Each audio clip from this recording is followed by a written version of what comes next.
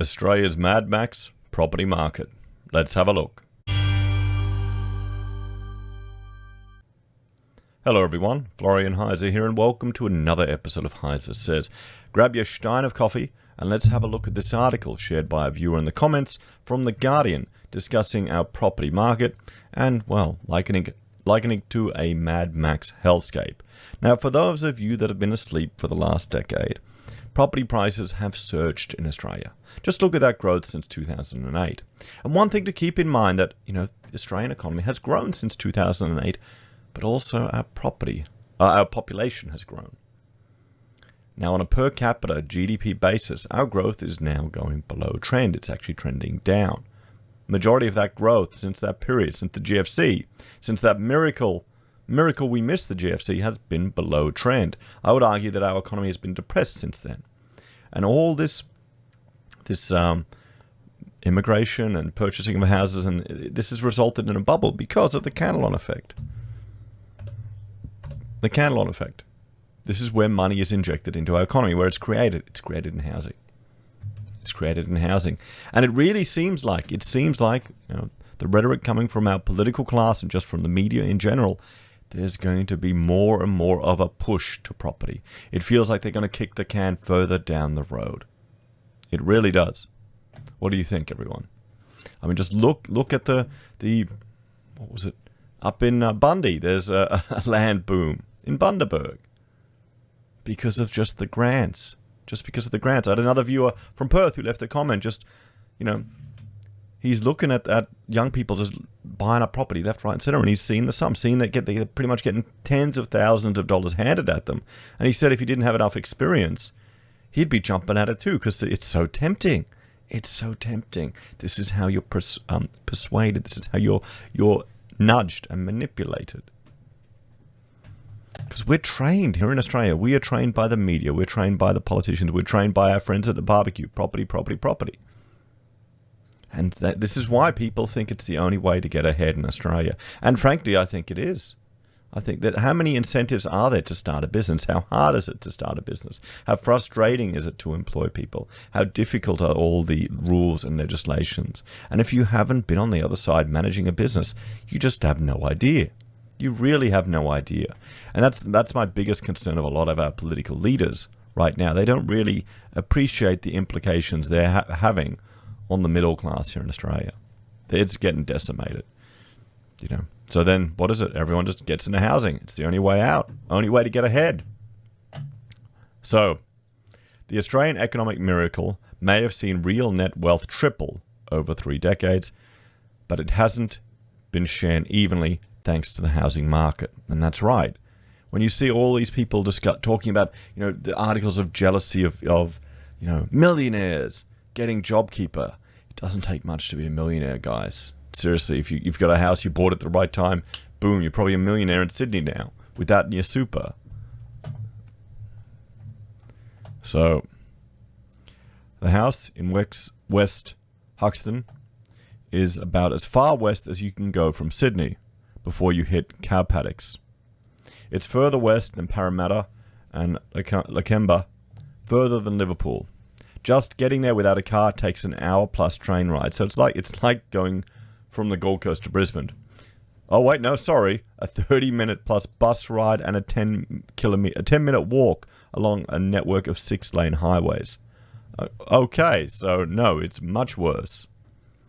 Head another few kilometers west, and the sheer cliff of urban sprawl dissolves into open fields. You know what? I'm going to open up Google Earth, and we can find that.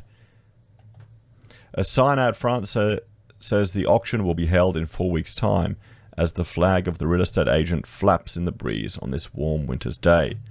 The house, in all honesty, is nothing special, though it boasts 2 of everything and 5 separate bedrooms. At any other time,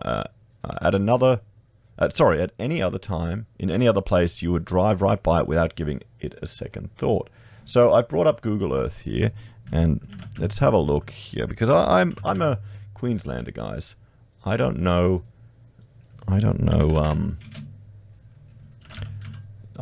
Sydney and New South Wales as well as Queensland and Victoria. So here we go. I put it in. Okay, so that's how far out you're getting. And you're right. I mean, there you go. Look at that. Literally farms and paddocks. I feel like I'm playing The Sims. So there you have it. I mean, how far is that? Could you commute, guys? Could you do the commute, Sydneyites? Could you do the commute from there into the city? I mean, whoa. How far is that as far as the crow flies, not bird flies, as I'm saying in other things? Look at that. Okay, it's only 34 kilometers. When are we getting those flying cars, guys? We need those flying cars like in the Jetsons. But I mean, you can't get further out of the city than that, can you? There you go.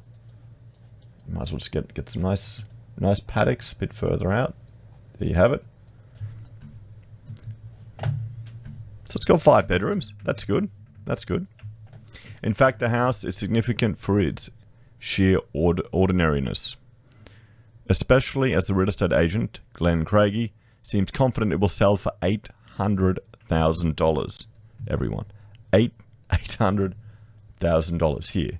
Now, the median price in Sydney right now is $866,000. So it's not at the median value. But we're talking, median is the entire city, everyone. 800 grand out there. That can't be. Is that right? Is that right? I mean, come on. That's just, look at that. 800 grand. This is the thing, guys. Sydney and Melbourne really are just, no, Sydney is much worse than Melbourne. This is just insane. $800,000. We were looking at, a few days ago. You know what? We'll go here. We'll go up to Brizzy. We were looking at, a guy who was buying, where is it? Springfield Lakes, down here in, Logan, Beanley, Logan area, around here.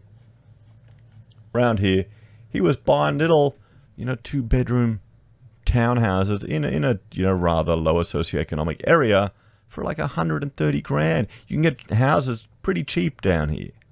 Sure, they need work. Sure, you probably wouldn't want to live there your whole life, but it could be a stepping stone. But $800,000? There is no hesitation as he offers the expected sales price. The only qualification he adds is that the sales price could climb even higher. Average prices in the area regularly hit the $1 million mark, a figure at which I balked. When is this written?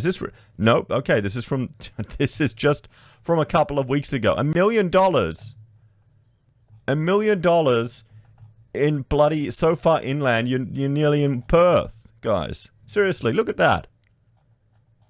Look, it'd be cheaper for you to go to a different airport than Sydney Airport. You might as well just move to Campbelltown. Or, just go over the range.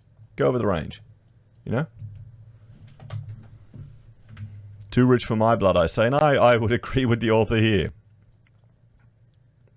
The ABS statistics for the 17-18 financial year found the proportion of those renting had grown to the highest level on record.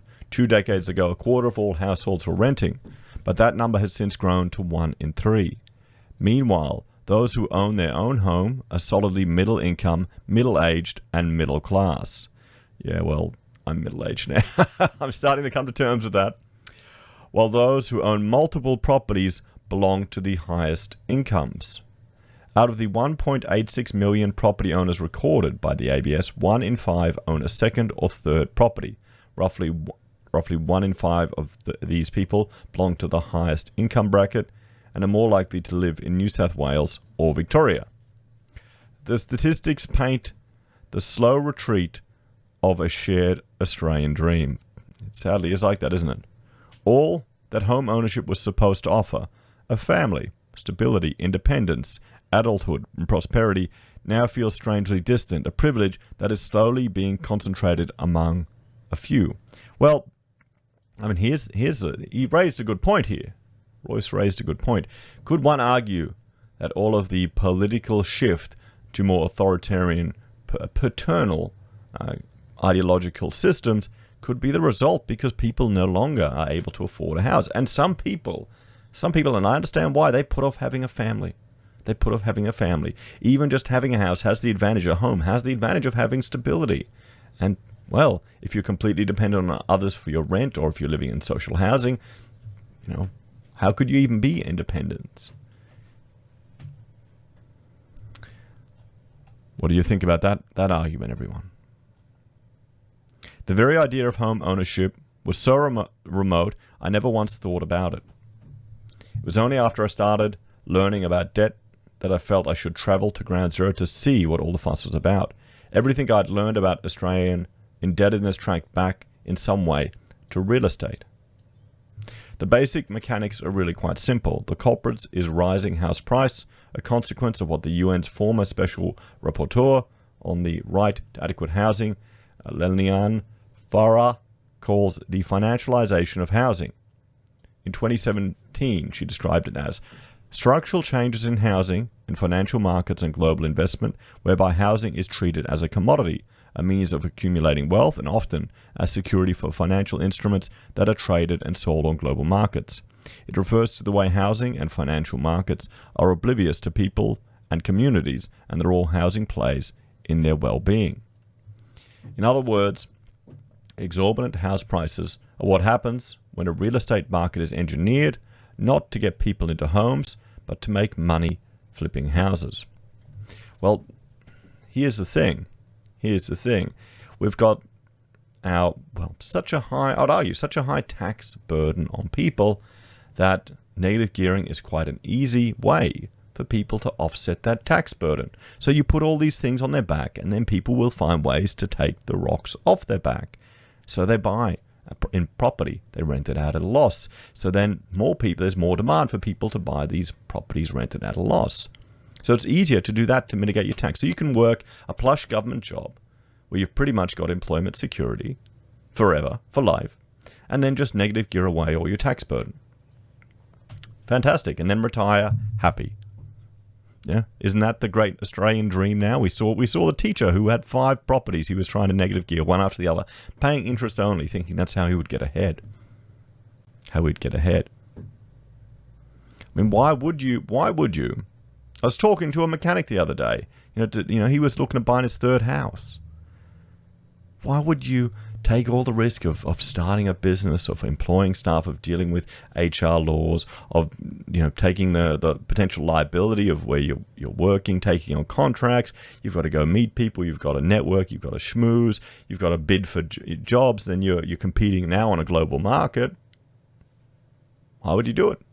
I mean, we've had clients where we've worked for big, huge, well-named brands, and after a while, you work through the jobs, you think, okay, we'll go in to win this brand, and it could lead to more. This is the retail fit-out sector we did. It was just so cutthroat. The fees were so low for the shop fit-outs. The designing of that took a lot of work. You're barely walking away with any profit. And I'm seeing that now, still in architectural fees. I put a fee in yesterday for a little job, a little office job, and they're expecting half of what I put in. That's the thing. So running a business, you've got all these other burdens on it. When you just buy a house and just grows in value, you don't need to do anything pretty much. Honestly, you can just sit on it for a few years. And then the trick is people use the equity and buy more and more and more. Is it fair? Life isn't fair, guys. And I think in some ways the system's really stacked to just juice this housing market, just to juice it at the cost of everything else in our civilization. That's why I'm concerned with the economic complexity of Australia. It just keeps getting lower. Manufacturing has all but abandoned our nation. Everything is imported because it's just so much cheaper. Because what incentive is there for a business owner? Think about it, for a business owner to invest in a business, to invest in machinery and equipment, when he can just put that money in property and it'll still grow. And he could even negative gear it off his other income.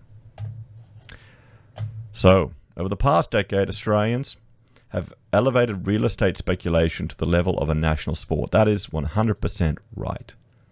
I don't watch much normal television anymore, but it's the block. Actually, I was invited to be on a show as an expert. Some renovation show or something. A production company was making it, and it was quite interesting because a trade rep, suggested me, and they rang me up, and I had to talk to them, and they wanted me to pay them to be on their show. I told them, no, thank you. Well, I wasn't really that polite, but let's just say I said no thank you.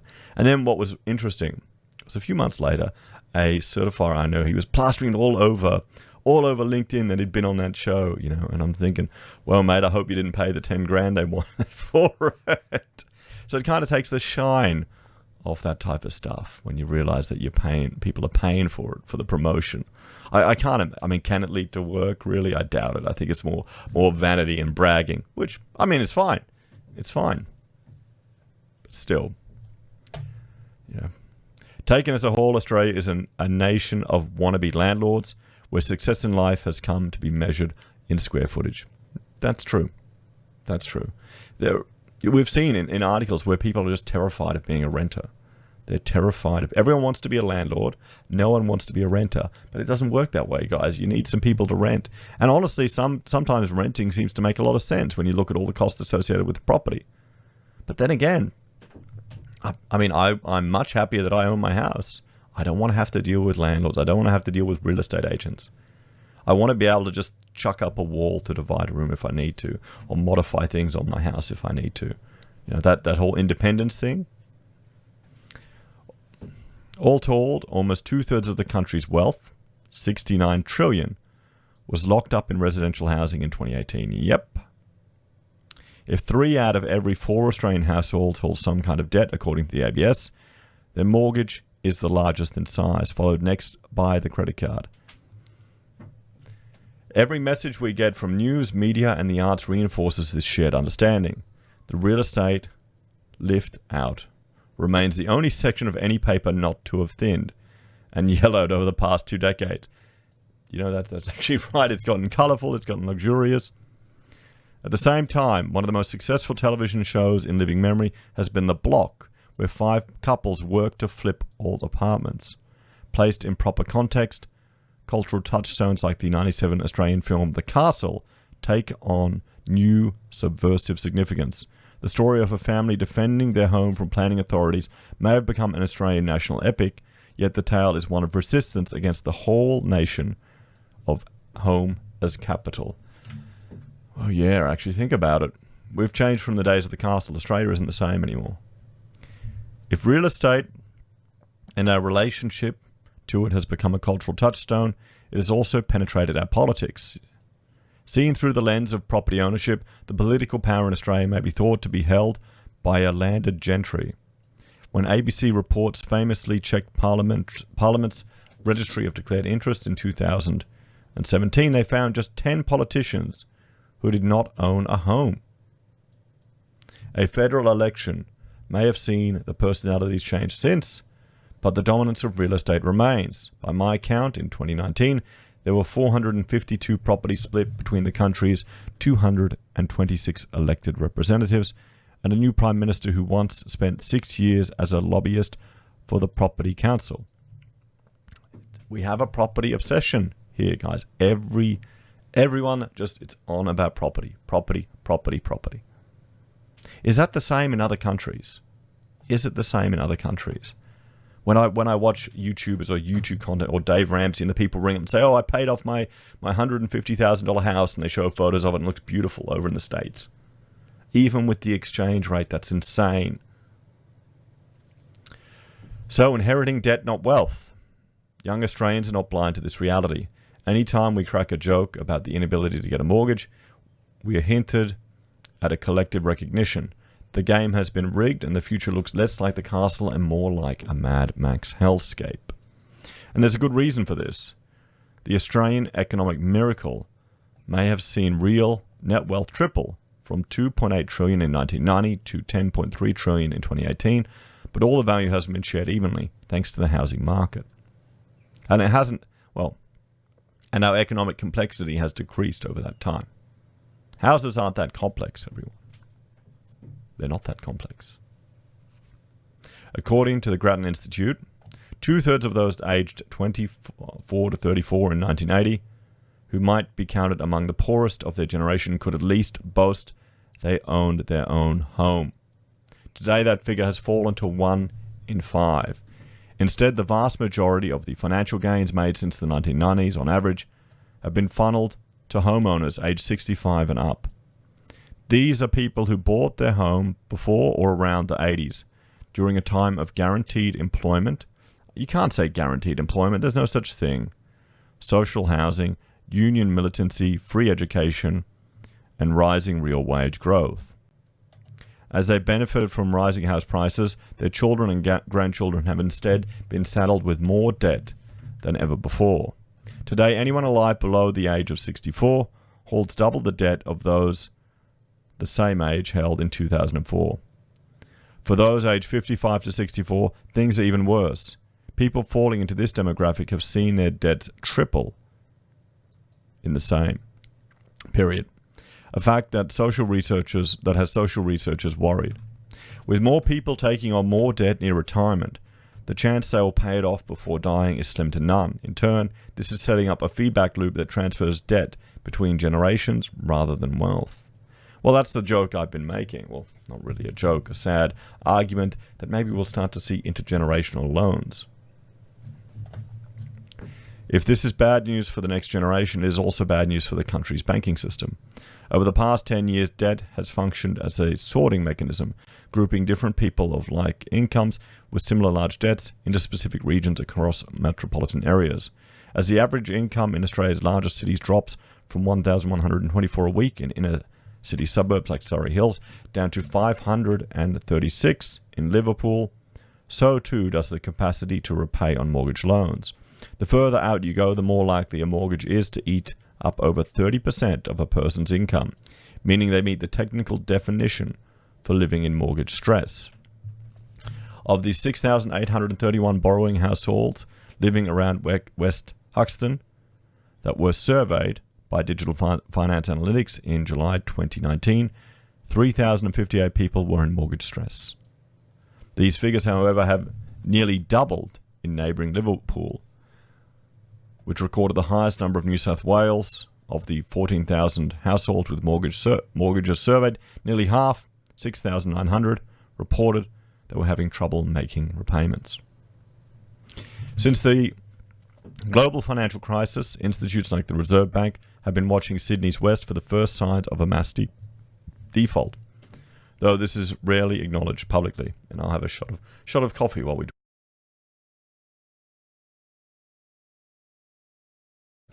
The first person to recognize the danger and say so for the television cameras was Dr. Ken Henry.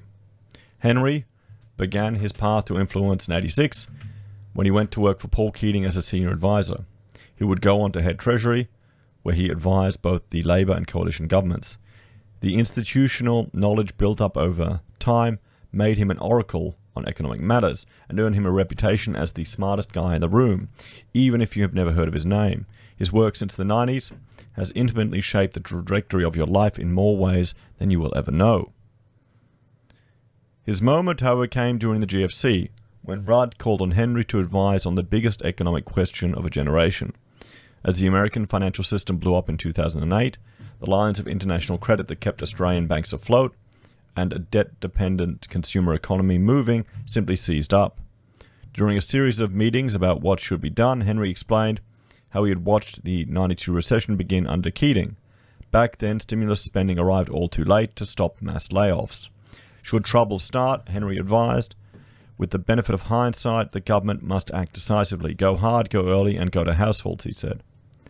Henry's advice would be taken at heart as the government put together a $10.4 billion stimulus package at the time, the largest bailout in Australian history, described as the economic security strategy. Among the various initiatives was the First Home Owners Boost, which offered first-time buyers an additional $7,000. Think about that now. Remember back to that when $7,000 was like a big amount for a house? Now some people are getting $45,000, even more. Additional $7,000 when buying a new home. Although other components of the stimulus package, such as handing one-time cash payments to people on Social Security, would be targeted for negative coverage, it was the First Home Owners Boost program that was truly problematic. Treasury documents disclosed under Freedom of Information laws described how it was introduced specifically to prevent the collapse of the housing market. So, There you go. Over the long haul, its continued operation would only serve to help inflate the real estate bubble. And, I mean, guys, we can see that. We can see that in this chart. There you go, 2008. You can see it there. I mean, just think about it. How much money they're throwing at first home owners right now. How much money? It's just juicing the market, everyone.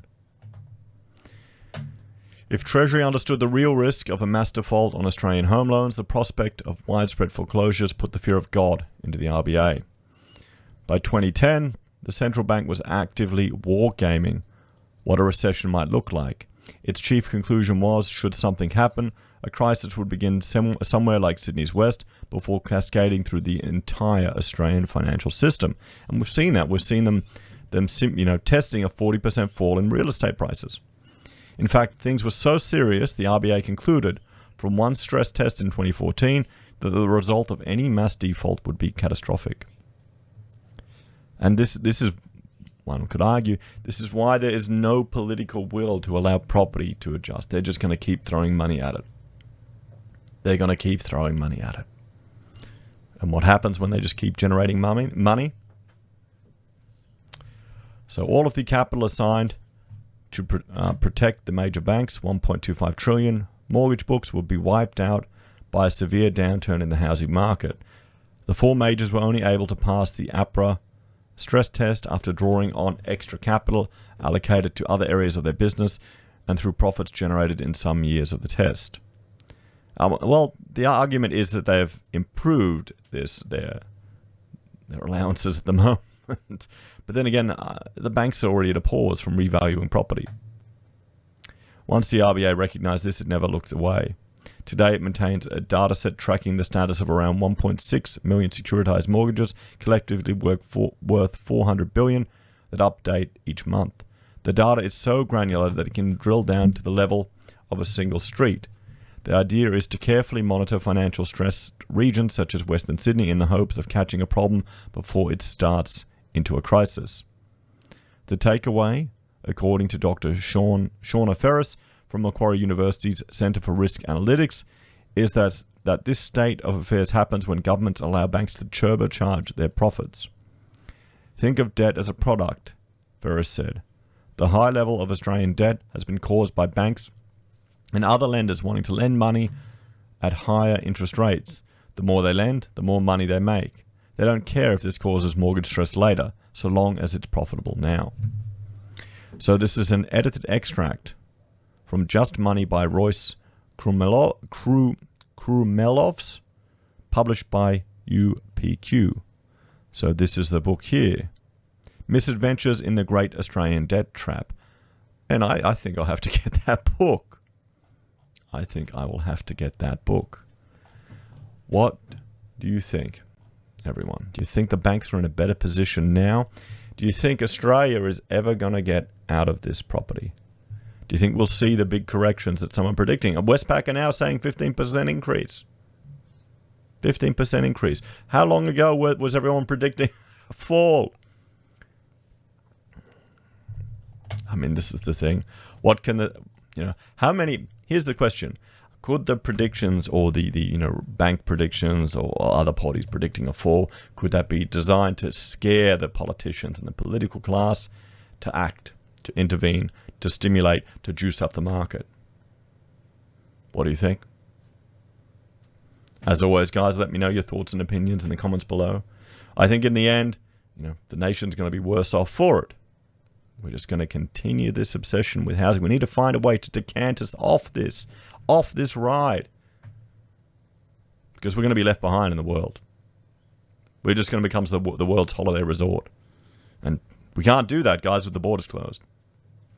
Anyway, thanks for watching. Let me know your thoughts and opinions in the comments below. Please like, share, and subscribe to the channel. If you're a fan and want to support the content I created, there are a few ways you can. You can join the channel on YouTube or Patreon. Use our affiliate links at Amazon, eBay, Independent Reserve, or Kucoin. Buy merch from HeiseSays. Use Gold Pass from the Perth Mint, or support us via PayPal. Take care, guys. Have a great day. I will see you all next time.